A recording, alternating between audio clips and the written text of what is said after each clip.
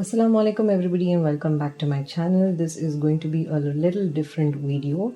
A few months back I had posted on my Instagram this image and I had expressed my opinions about microbeads found in the commercially available scrubs and exfoliators here in India. A lot of people agreed to my thoughts and some were pretty shocked. This is a picture that I later found on Instagram that clearly explains what I tried to say in my previous picture. The microbeads in our exfoliators and scrubs end up in water bodies. They are not completely biodegradable and end up in the guts of marine and aquatic creatures. This ultimately leads to the accumulation of more and more toxic chemicals in water bodies, which finally lead to what is known as the plastic pool. And if you are in the US, you probably know that President Obama has currently passed a law that bans microbeads and the use of microbeads in cosmetics.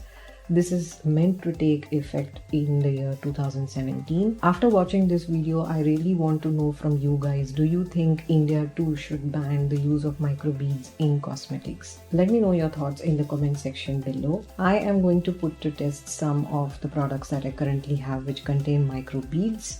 This test is known as the float test. The first product that I'm going to put to test is this one, and it is the polishing scrub by Artistry by Amway.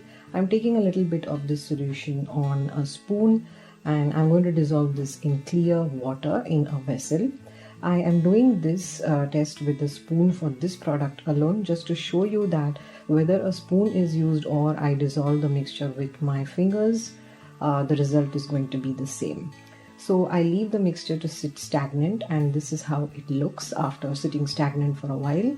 You can clearly see that the blue beads still remain in the clear water and they do not get dissolved. They just remain undissolved and suspended in the water like this. The next product that I'm going to put to test is this one, and it is a pomegranate and aloe vera scrub by the brand VLCC, which is, by the way, a cruelty-free brand.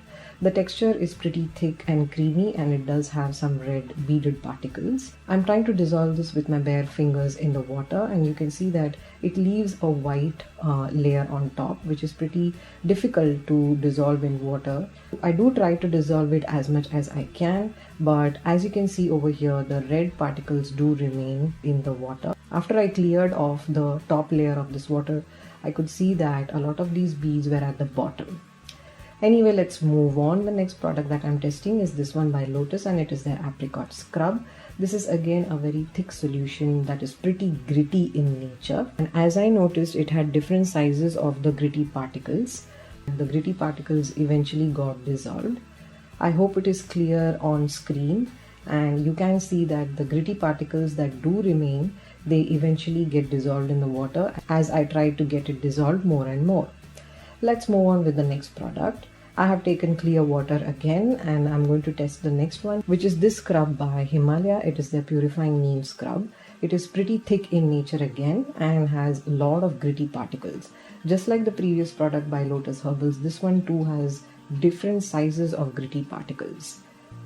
It did take a lot of time to dissolve in the water. As you can see here, I'm trying my best. After dissolving it for some time and leaving it stagnant, this is how it looks. You can see that there is a layer of cream as well as the gritty particles, which is green in color. As I ran my fingers through the solution, I tried to take some of these gritty particles and dissolve it, but they somehow never got dissolved. Anyways, let's move on. I'm taking clear water again and the next product I'm testing is this one by Nishio. It is a gentle exfoliating scrub. Again, this one too is pretty thick in nature and has a lot of granules in it, but the granules in this one are much different from the other products. It's very tiny sized granules and this one dissolved in water pretty fast. I'm just trying to dissolve those granules in water and see if they get dissolved, and as you can see over here, my fingers run through the water clear, which simply means that the gritty particles and granules eventually get dissolved in the water. Let's move on with the next product, and the one I'm testing here is this one by Just Herbs. It was a part of a facial kit that I received in one of my subscription boxes. This formula is pretty runny, as you can see over here. So instead of taking it in my hand, I just pour it into the water. And you can see that it does contain a lot of granules. After dissolving it in the water with my fingers, the solution changes color, and this is how it looks. So I'm trying to search for the granule particles over here, and I do find some. As you can see over here, there are a lot of granules left over, and I'm trying to dissolve them in the water, and eventually they do get dissolved. So amongst the products I tested today, these three are the ones which eventually dissolved, and these ones did not dissolve in the water. Yes, I literally threw them.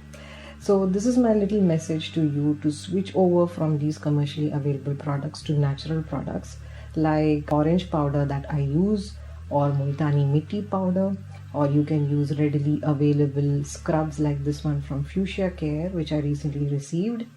And also you can use Uptans like this one from Forest Essentials or from Iraya. These are stuffs that I currently use as exfoliators and scrubs. These powders over here are a part of my regular facials and face scrubs. I do mix them with rose water, basin or rice water.